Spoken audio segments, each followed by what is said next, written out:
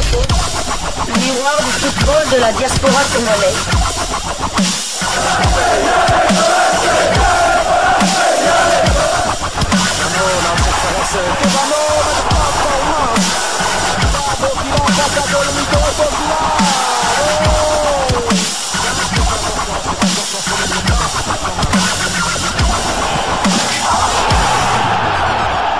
Diasco Foot, le miroir du football de la diaspora congolaise. Vous êtes sur Diasco Foot, le miroir du football de la diaspora congolaise. Diasco Foot vous dit bonjour, tout le plaisir est pour nous de vous retrouver, mais surtout de savoir que vous êtes nombreux en train de suivre votre chaîne YouTube dédiée uniquement aux footballeurs de la diaspora congolaise. C'est l'heure de partager avec vous quelques news que nous avons pu récolter pour vous, des news concernant certains de nos internationaux ou des binationaux qui se sont illustrés dans leurs clubs respectifs. Et cela dans le cadre de cette première livraison sportive de ce jeudi 9 janvier 2025. Une livraison qui nous conduit du côté de la Hollande. En Hollande, pour vous dresser un portrait, le portrait d'un binational belgo-congolais, Alonso Ngwanda. Nous vous avions promis hier que nous allions dresser le portrait de ce binational congolais qui s'est exprimé quant au choix entre la Belgique et les léopards de la République démocratique du Congo. Nous allons en parler ici, mais nous allons le laisser aussi se présenter lui-même puisqu'il s'était exprimé au travers d'une interview accordée à nos confrères de Léopard Foot Leader, dont nous allons vous proposer un extrait ici. Et merci beaucoup à nos confrères pour leur travail. De son nom complet, Alonso Tim Ngwanda Ongena, né un certain 27 janvier 2003, est un footballeur belgo-congolais qui joue au poste de milieu de terrain pour le club hollandais du FC Utrecht. Et Ngwanda est né en Belgique d'un père congolais et d'une mère belge. Et dans ce club de la Hollande, Utrecht, il porte le dossard 27. Il mesure 1,85 m. Il peut donc jouer chez les A, soit pour la Belgique, soit pour la République démocratique du Congo. Et son pied fort reste bien évidemment le pied droit. Il a rejoint cette équipe d'Utrecht le 1er juillet 2024 et son contrat court jusqu'au 30 juin 2028.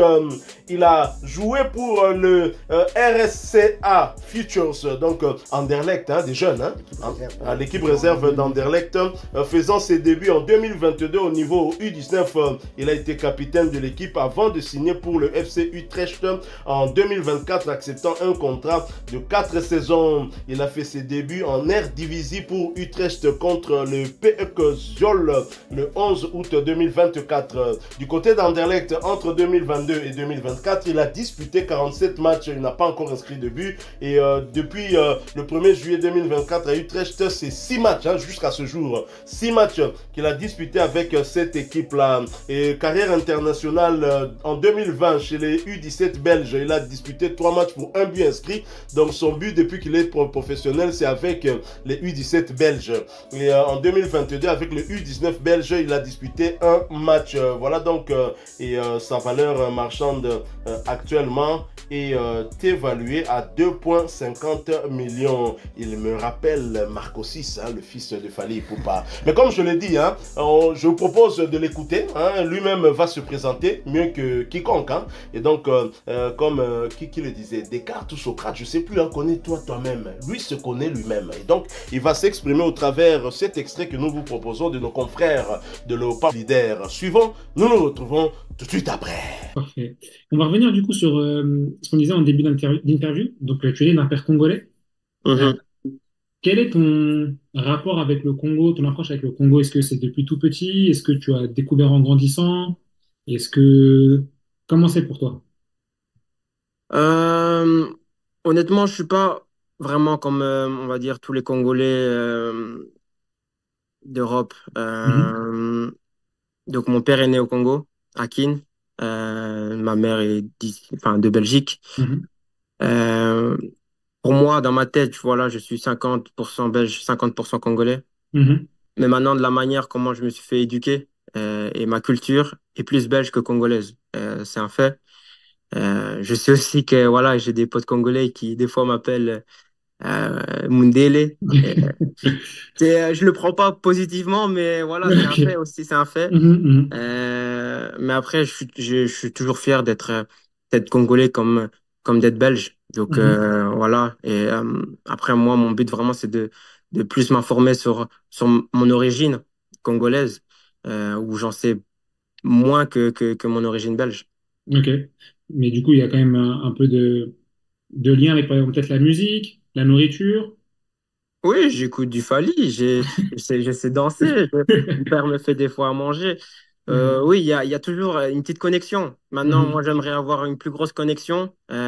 J'ai jamais été au Congo, mais c'est dans nos plans, à moi et mon père, parce que voilà, mes grands-parents sont malheureusement décédés là-bas.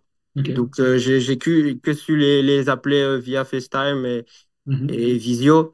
Donc, oui, j'aimerais pas dans plusieurs années, mais dans plusieurs mois là, débarquer au Congo et un peu voir comment les choses se passent là-bas.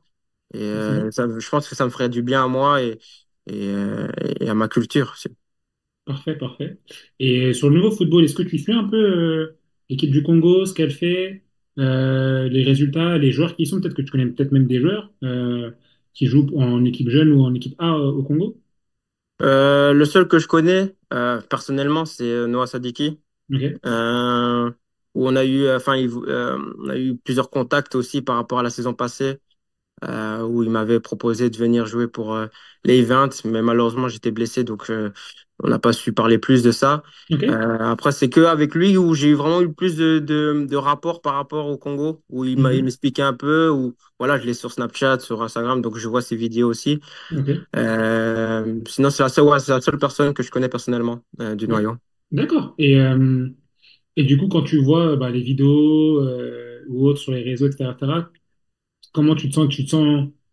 Tu te sens inclus? Ça donne envie? C'est comment? Parce que c'est bien de savoir aussi le ressenti des joueurs extérieurs, entre guillemets, des binationaux. Ouais, je me sens inclus, surtout. Ouais. Non, Sadiki, je sais comment il est fou dans sa tête des fois, donc ça te donne envie aussi d'être là Mhm. avec lui. Mais ouais, bien sûr, c'est une ambiance que j'aime aussi. Donc c'est pour ça que quand on m'a toujours posé la question, ouais, est-ce que tu serais prêt à jouer pour le Congo? J'ai toujours dit oui, je serais prêt. Mais Ok. voilà, faut que j'aille au pays, il faut que que je m'informe sur beaucoup plus de choses Mhm. et pas direct dire oui ou non, toi. Donc c'est important aussi ça pour moi.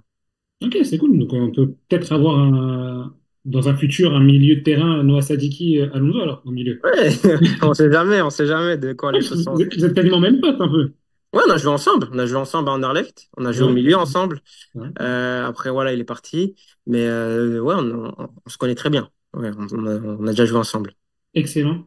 Et dernière petite chose par rapport au Congo, voilà, comme tu as dit, on veut tous jouer à la Coupe du Monde, etc. Tu as déjà joué avec les jeunes aussi belges, si je dis pas de bêtises, je crois que tu en U19. Noah, tu as déjà parlé des U20.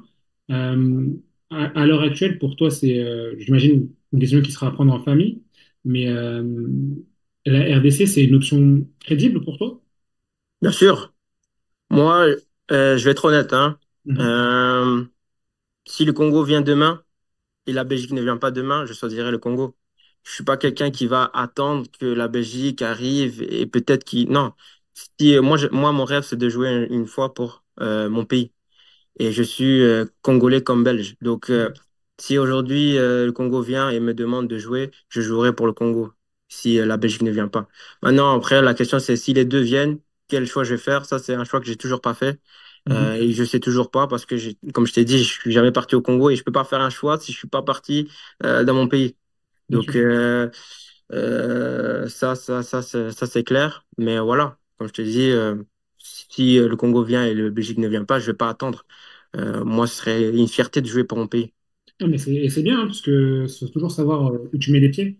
Oui, Donc, oui, bien sûr. c'est sage de vouloir partir avant, même connaître, voir, découvrir avant. Il y a d'autres joueurs avant toi qui l'ont fait également. Il y a pas mal de joueurs qui sont déjà partis au moins une fois avant d'intégrer la sélection. Et Mhm. c'est toujours mieux. Donc, non, mais en tout cas, merci pour ton honnêteté, Alonso. C'est vraiment, ça fait plaisir. Et c'est à ton jeune âge comme ça, montrer autant de sagesse. Franchement, Mhm. c'est vraiment appréciable et agréable. Voilà, nous sommes de retour, très chers confrères. Alonso Ngwanda. Connaissez-vous ce joueur? Un milieu de terrain, attention, milieu défensif qui est tout aussi polyvalent. Il mesure 1,85 m. Il peut jouer comme milieu de terrain, vraiment au milieu, hein. C'est pas un excentré. Mais attention, aussi comme défenseur central. Ok. Non, personnellement, je ne connaissais pas. Pourtant, je suis quand même un spécialiste du football belge. Mais il faut dire que du côté d'Anderlecht, où il a évolué avec Noah Sadiki, surtout en équipe réserve, mais Noah Sadiki, son cadet de 2 ans, était quand même était en avance quand même par rapport à lui. Lui, malheureusement, s'est arrêté à l'équipe réserve d'Anderlecht qui joue en 2e division belge, RCA Future. Mais Noah Sadiki avait déjà commencé en équipe première à l'âge lancé par Vincent Kompany, l'actuel entraîneur du Bayern de Munich, à l'âge de 16 ans. Donc ils ont joué ensemble en équipe réserve. Il n'a pas eu sa chance du côté d'Anderlecht. C'est pour ça qu'il a été cédé au mois d'août au club d'Utrecht en Eredivisie, la première division hollandaise. Et là, personnellement, je ne connaissais pas, mais je veux continuer à suivre ses prestations. Je sais seulement que le week-end dernier, il a joué en championnat. Donc on va continuer à le suivre car c'est un binational congolais qui, comme lui-même l'a dit, si De Sabre l'appelle, il répondra favorablement. Le petit est honnête, hein. Oh, le petit ne donne pas de faux espoirs. Il est clair, il dit que très clairement, si la Belgique et la RDC viennent maintenant, il choisira la Belgique, même s'il ne l'a pas dit. Pourquoi? Parce qu'il dit que la Belgique, c'est un pays qu'il connaît, puisqu'il y est né, il y a vécu, puisqu'actuellement il est du côté de la Hollande, et donc il a vécu avec la culture belge, même s'il aime Fally Ipupa. Tant qu'à ressembler à Marco 6, notre petit bon. Moi, je trouve qu'il y a ressemblance quand même. Et pour la RDC, il aimerait quand même venir à la découverte du pays. Il n'a pas encore fait le voyage, mais attention, c'est dans un projet, dans un petit coin de sa tête, un projet avec son père qui compte l'emmener. Ce qui est bien, c'est qu'il a eu de temps en temps à discuter avec ses grands-parents, paix à leurs âmes, hein, puisqu'ils nous ont quittés. Et ça, c'est quand même quelque chose de bien. Mais je ne doute pas que s'il arrive ici au pays, il tombera amoureux, hein, de cette chaleur humaine. Parce qu'il n'y a que ça qu'on peut proposer, parce qu'on est peut-être dans notre crasse là, dans la saleté, hein. Dès que vous quittez l'aéroport de Njil et vous venez, Tchang ou tout ça, vous voyez déjà le paysage qui va vous entourer. Mais cette chaleur humaine des Congolais, et quand il va goûter le fameux poulet maillot, poulet maillot, oh là là là là, il tombera encore plus amoureux de cette magnifique république. Tout à fait. Je me souviens qu'il y a 2 autres internationaux belgo-congolais aussi qui avaient répondu favorablement à la demande du sélectionneur de l'époque. Bon, on peut parler de Joris Kayembe et de Bastien, mais ils étaient d'abord venus en vacances avec Paul José Mpoku. Tout à fait. Et c'est là qu'ils sont tombés amoureux de Kinshasa, de la RDC. Mpoku les avait emmenés à Kwilu, la sucrière là, je crois qu'ils avaient goûté du rhum congolais, tout ça, ils avaient vraiment apprécié la chaleur humaine. C'est vrai qu'on peut parler de tout ce qui est autour, tout ça, de saleté, tout ça, bref, mais Mbokano, ils ont senti cette chaleur humaine. Je pense que ça avait quand même malgré la misère qu'il y a quand même, il faut quand même le dire, ils étaient quand même convaincus de l'apport qu'ils peuvent apporter à la sélection nationale et on leur sera toujours reconnaissant pour ça. Et tout à fait, avec tous les problèmes que connaît le pays, notamment cette guerre injuste nous imposée du côté de la partie est de notre pays. Lorsque ces jeunes arrivent, ils ont à cœur de donner le sourire au peuple congolais qui vit avec beaucoup de problèmes. Il n'y a pas que la guerre, il y a aussi cette misère qui est due justement à notre condition précaire, la précarité des salaires, tout ça, des problèmes économiques, des problèmes sociaux qui font que les Congolais ont besoin justement d'avoir ce sourire, et ces jeunes savent qu'ils peuvent nous donner ce sourire, même s'ils ne peuvent pas nous donner à manger, mais ce sourire qu'ils nous donnent peut nous éviter des stress et donc de finir avec une crise d'AVC. Donc voilà, Alonso Ngwanda, un nom à retenir parce qu'il a joué avec Noah Sadiki à Anderlecht chez les jeunes justement, et Noah Sadiki l'a précédé. Je dis précédé parce que je sens que si Sébastien De Sabre s'intéresse à lui, le petit viendra. En tout cas, le petit viendra ici, ne serait-ce que pour honorer son propre nom, parce qu'il s'appelle Ngwanda. Hein, il ne s'appelle pas Dupont, hein, il ne s'appelle pas, je sais pas moi, hein, les noms des Belges ou Courtois, je sais pas, mais il s'appelle Ngwanda. Ça, c'est un nom purement congolais, un nom qu'il faut rechercher peut-être du côté de l'Équateur. Hein. Je ne sais pas, Bandundu Équateur, en tout cas entre les deux. Je crois Équateur, hein, grand Équateur. Je ne sais pas exactement de quel côté, mais en tous les cas, c'est un joueur que nous allons continuer à suivre, même si son positionnement sur le terrain est dans un compartiment à très très forte concurrence. En plus, son ami justement aussi qui fait partie, de ses concurrents potentiels, et son ami aussi, il va se cravacher pour essayer d'être titulaire, bien qu'il ait été titularisé lors des 2 dernières rencontres de l'équipe nationale. Mais c'est vrai que le milieu de terrain commence à s'étoffer. Hein. On peut parler encore, on parle encore de Warren Bondo, on parle de Milambo du côté, vous avez parlé du côté de la Hollande. Donc il y a pléthore, il commence à avoir déjà des noms, sans oublier que Edo Kayembe aussi évolue à ce poste-là. On parle même plus d'Aaron Chibola. On parle même plus d'Aaron Chibola. Ah, à propos d'Aaron Chibola, il y a justement, pardon? C'était son anniversaire il y a 2 ou 3 jours. Son anniversaire, donc on profite quand même pour lui souhaiter un heureux anniversaire, mais il y a un de nos abonnés qui a posé la question justement sur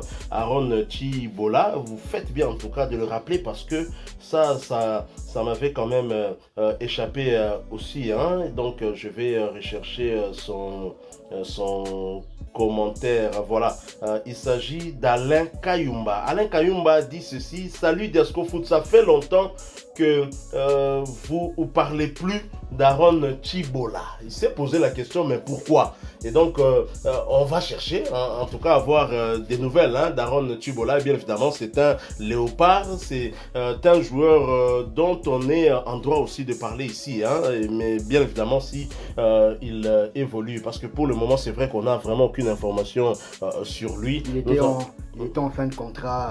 Après, depuis lors, plus rien. Un peu comme Bopé, un peu voilà. Donc on n'a plus de nouvelles d'Aaron Chibola, qui est né un certain 2 janvier 1995. Donc il a eu 30 ans. Bon anniversaire, bien que ce soit un peu en retard. Bon anniversaire à lui.